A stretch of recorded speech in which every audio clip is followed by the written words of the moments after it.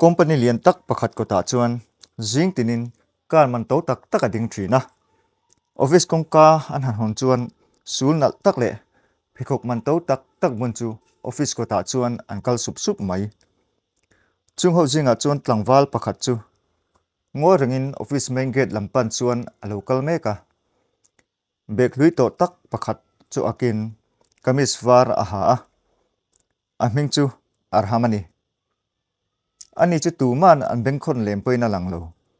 achan chu helai hmunan hatopa ngai ve mai maya mi ina ngai wangani Mahse arham chu mi ngai dan anga hatopa ngai mai mai ani haulo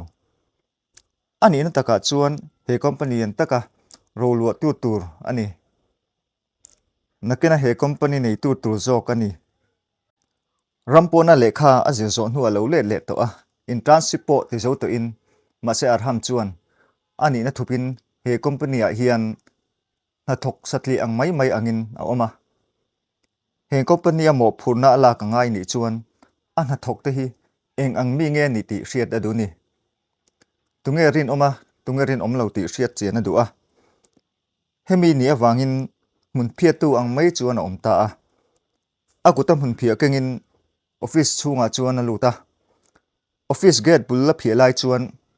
man mo taka hnen lampana mei chalo kal thom chu hria chu mei che chuan pekhok sang takhe buna arham lampanin anong kal phei lokloka chu mei che chu ariha ni in ani hi he company a assistant manager ania mei che strict takle man in da chung nung thiam takani arham Hmunphiat na zona thlen chuan uluk taka arham chu en wangin o cherde chuain in wang nge heta iding renga khatinga ding reng lo khan engkim ka fai taken vung ta che an ti tuara chuti lai chuan arham chu in tla hrun hmel takin leilama bi charchara fori ha tong kam chuan arel rutin tak zet Mahse a hmela thin rin na nang lo tur chuan a in sum ram ani ngoi rengin Hmunphiat chu la in kil khatapan tawata hetinga in hmusit na tordam hi tan thil ol sam ni hau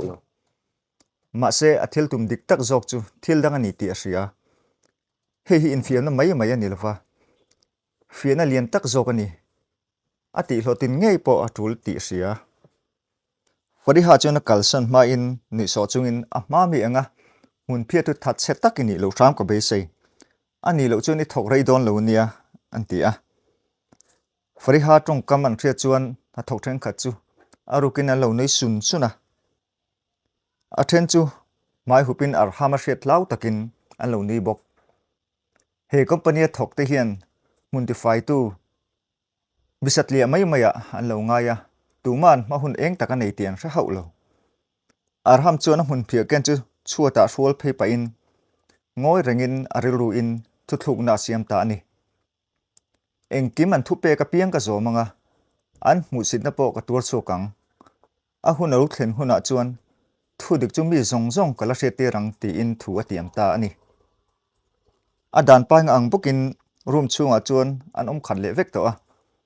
ta thok theng kha chu limti hriat takin an hlim an nui boka a then chu coffee in pain an ti bok chuti lai chuan arham chu ngoi rengin kil khata chuan alo ding renga akuta chuan Hmunphiat kengin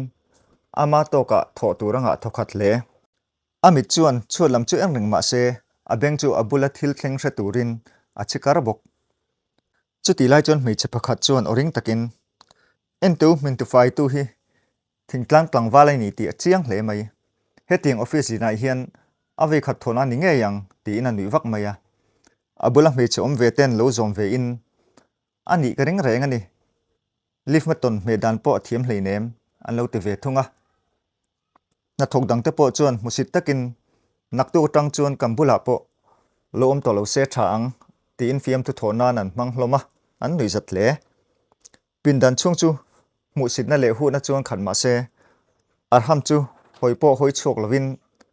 a melan dan po adang lam pha chuang lova ama nui zat tu te che dan ne ro hriat chen a tum ru hle tu na thil thleng hi atan chuan en chine lian tak ani ti hria na thok te om dan tang chuan an mi ze dik tak a hre thei don ta ni mi zong zong chu en fin an om meka a hnu re lo te a chuan a thenin coffee in zo to in cafeteria chuan chhuwa san ta a ar ham chuan mun chu ti fai chun zom zelin a thenin dawhkan an lo kil mek boka chuti lai chuan a chung ril lama thin rim na chuan a ron tham tana Mahse thin putut nei ang maya chet la ka ro chu thil thaber ni in na shalo a in sum ram lo chuan a thil lo rom han lok chu a hlo cham don ani ti ria fing tak le do thei takin o ma tum ram ani tlai lo ni a office kong khar zone pon lama chuan kar man to zet mai hi dinga a chunga chuan fari ha chu phone a mi bia in om ti amu thei a dan tang chuan a chapo tok ti ria thei bok abul nai security lo ding chuan a motor kong khar chu hon sakin fari ha chu chunga lo thu a phone chu la berengin midang hret thei turin ring takin phone chu bia o ka hmangai zana 5-star hotel a mikal piro restaurant changkang lo lu tuka chung ka kal du lawania ti in ami biak ne na chuan soya arham chuan chutia phone manglai chu alo en renga chu ta ril ruwa thil pakhat lo lutin he mei che hian adin huna chel rei lo topang kan ni na le theina hian mihring min chan him ber lo engtik ni emo chuan thudik chu tu pon an la hri ang ti in angai tu a chuta arham chu ngoi rengin office tang chuan a pen chuaka atak sa chaw tak chu borok vot tak chuan aron chem cheng senga amit menga chuan tumru na lian tak ani ti alang chuak thei hei hi infiam na bultran na ani a mi chapo te do hele diklo tak an thok thin te chu he infiam na mang hian hailan in don ni ti in angai tu a roma chuan fari ha chuan arham chu lo hawin ngatinge helai hi vo hu ve tu emon tol tu phal te sin iwa mol ve ti in na hawa arham chuanin ngoi rengin chuat chu a rumol mola na thok theng khata bul hlai om te chu khongoi na mit mengin alo meng ve a Mahse fariha om ve wang chuan tu man tong chu ngam lo arham thlawang an hau chuan fariha thingrim chu an hlawani chuta an ha thon tur hmun lam threwa chuan an kalsan le ta hloma hemini hian arham chu hamit ane nei merthiat ta a hamit chu modify tu masa ber ni in ani hian he company a hian kum tam tak lo thok to a ani chu min ngai tom tak ni in trong tlem tak ani bok Mahse me thatak ani thung rim takin na thok Mahse tuma buina siam sak ngai lova na thok theng khat chuan ni za siam nan an mang trin a thuam hnem bel te po an ni zat fo trina Mahse hamit chuan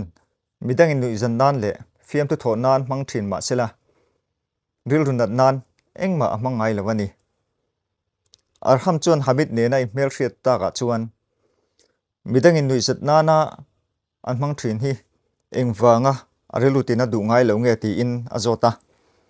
hamit chuan nel om taka lo ni chunga lo changin zo om na hi pathian hne na tanga kan dona ni a chu wangin voina min ni zatu te hi nakina chunga thei hil le mai dona lom Mahse rin om taka hna kan thoka ni chuan hadam takin hring nun hi kan mang thin zo ka lo ni ti in a changa chu thu chuan arhamaril ruan hne tak zet alandana hamit chu mi chak lo tak mel pu Mahse atak tak ai ro mi chak tak ani ti a hriat pha ta ni chon elai chon hamit chuan a changchan ve chu arhama pe a chuta arham hne na hei hi ero chaknai mamo ni kha ke chu ka tha e ilano panga ke ain chakna imamo tam zo kani ti in changchu e tira chuti lai chon arhama mita chuan mitui lo luang chuaka ti hian angai tu a midang zong ma he company a tu emo in digna chanwo mo ani chuan hamida ba ka phu hi an om lo ti in angai tu a achung hamita ril ru thadna chuan aril ru hne kher mai chuta ril ru thu ti amin intignia mo chuan muntify tu hamita mai ni tolovin atan zo omna ka siam sak don ani point he hun hi a nga thlen ngai ni anti a niliam zela arham chuan company na thok ta chu a thei angin a zir chiang zela tlai khat chu company paisa bo then chu chuan company chung chu alu khata a then chuan paisan chu chula nen ring chu thu hriat ve le fari ha chu office atanga local vatin paper theng khat chu kinga a hmel chu thin rim dai na khat chu ta thin rim taka au chu kin tume poisa ro bo tu ka hriani chu tu dang ba ni lovin hamita ni ati tamai chu ti lai chon hamita chu galon kin nga rong kala lau thong tak chungin fari ha hne na madam poisa kha ke maru kan ni lo ke chu tui peturing ka local ringot alom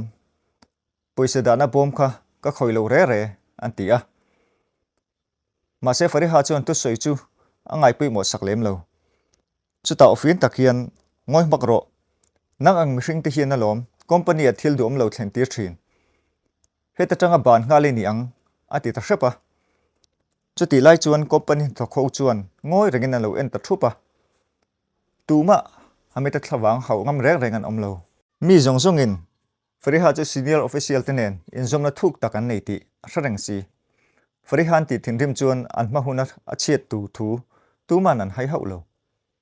chu ta thu nei tun lam hretir nga la ni a hamit apo warning pek nga la ni bok hamit lau thong lu tuk chu a mela dang vekto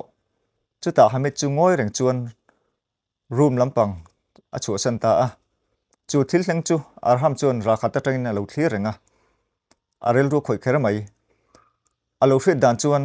hamit a chu mi thatak ani si a chu mi zan chuan mi zong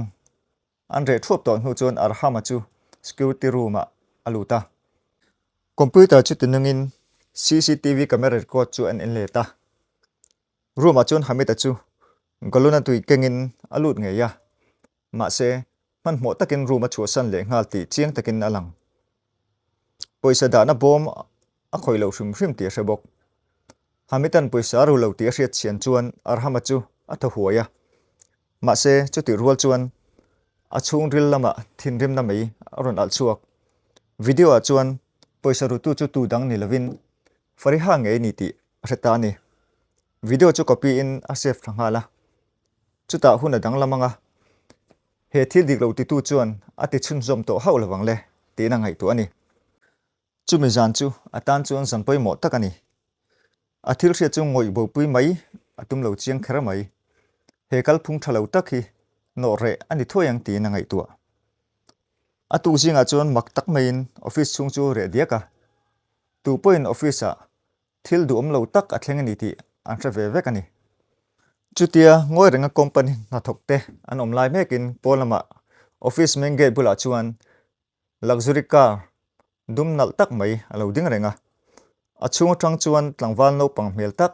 su dum ha aron chuaka a mela chuan tumru na mak taka ti a mu thei na thokho chuan makti mel takin lo en thupa hetia makti mel taka an lo en chan chu he tlangwal hi tu dang ma ni lovin arhama ani ti he company a Hmunphiat tu ngei kha ni ti kha an hri ani he company a Hmunphiat tu mani se tu na chuan adin hundik taka ding ta a meeting hall chunga chuan na thokho chuan amal te in an lo hmuwa fari ha po in hlimhmel takin arham chu lo hmuin alo chi bai boka fari ha chuan an Hmunphiat tu arham ani ti lo hra hau lo angai dana chuan investor ho sa tak ram danga tanga lo kalani ti aringa chuta arham hne na chuan sar kamhing chu fari ha ni a he company a hian assistant manager kani kan company a hian kalo lo ma che ti in nisangin ain hmeriat tira chuta arham chuan fari ha mita tak chon enin nelom takinan nuya anui dana chuan fari ha chu hrelo angin Mahse a chung rela chuan aruk takin arel ru na hle chuta fari ha kalome Mahse in hmeriat tir sampa ka ngai lawania engkim kalo hra ve vek to a ti in a soya chuta fari ha chuan makti hmel takin arham chu ena chutia fari ha in makti hmel taka in lai chuan arham chuan a personal assistant chu signal pe in meeting an tan to donia antia meeting chu tan hala ni a meeting an tan nu chuan arham chuan big screen chu tinungin CCTV an record mu kha a play ya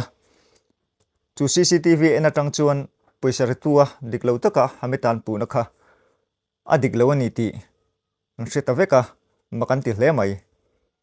fari ha chuan diklo takin hamita chu poisa ruwa pu in screen a chuan hamita chu room chunga chuanin galon kengin aluta tui dan huwa chuk le ngalani poisana da bom chu atok lo shrim ti chiang takin a hmu thei hial bok video top nu chuan hall chung chu a re diaka chuta arham chuan khun khan takin thu soya ni nga masat kal ta chung kan heta kom to a kan ma hunatan na thok te hi tunge kan ni ka hria cha ka wangin ka ni na anglo takin ka ko sata ni tunge chapowa tunge thopui de da hniam thin ti te ka hra chuak ta a birin om takle he company ta na rim ta ka thok thin chu diklo ta ka pu ani a tia sui lai chuan fariha chu melo dang vek to a hlau thong lu tuk chu ataksa khurtan der to a arhaman en lai tak chuan engma soi tur por shalwin akun ngal mai chuta arham chuan hamita chu abula local turin ang kowa hamita chu muang changin ho chunga chuan ron pen peita athom luile rong dal to tak chu alaim bel reng bok chuta arham chuan nui chungin lopan hnain a hnena hamit ka thian wenategin he kopadia hian coordinator ini toang hei hi I thana le I thorim na wang liu liwa I ton mal som na ni nang hi mirin om le zom takini a ka cho sangang che ati chuan hamita chu loma wangin ami tui tla hiala a mela chuan hlimna le lom tu soina mel alo lang chuak a lom nu tuk chu lung che takina trap chuak hiala ni chuta arham chuan ta thok zong zong te hena tu po mi hring ni na le rin omna tla cham tu te tan he company a muna omlo chu wang chuan rin omlo na hian fariha po man ta ni tina suya chuta arham chuan fariha chu ko rangin a hnena hei hi top na turan ni lo nia inun phung thak danlam turin hunila neya chopo na chuan reilo te tan chu zo omna min pe thei ani Mahse atopa chuan engkim min lak sak vek jok thin antia fariha kal pek pa chuan training program a ka telangaya idu ni chuan ilo tel ve theyang chuta tal chuan idanglam thei to emang chu atia chuti lai chuan fariha chu ati sual chu a hra chuak or ora ati sual awanga in chirin amita tang chuan mitui luang chuak hialani alukun hniamin arham hnena lom thu soi hnuwa arham chu akalta a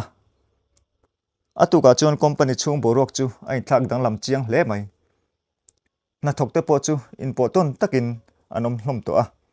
na hniam ber thok thleng po in tuma in hmusit le en hniam bik nei lovin tu te po in mani na rin om takin taima takin an thok theu to a khamini tang khan mi tu po an zom na chu an thom no hak le an din munin a hril lo ani ami zele anun phungin a hril jok ani ti na thokte chuan an lo hriat pha ta ni ole clear tu du takte kha kha kam video ron siam theite an ni le a ka chir dan phung ka soi dan phung trong kamte tlem kan thak dang lama theng khatan chon chir ngai thak along hreom deuh hlek poni theya theng khatan na nom te poni theya amai ro chu indu dan te kha comment lam panga te ron soi ula tin kan video te hi midang lo ti to hnu te po alo ni theya ma ti lo en to te po alo ni theya ni amai ro chu phun noi mai lovin lo en thina mi ti lo hnu mi la ti lo hi awang ang neng khop maya chumi ni wang chumi lo hra thiam thin ula in khongai na in zangai na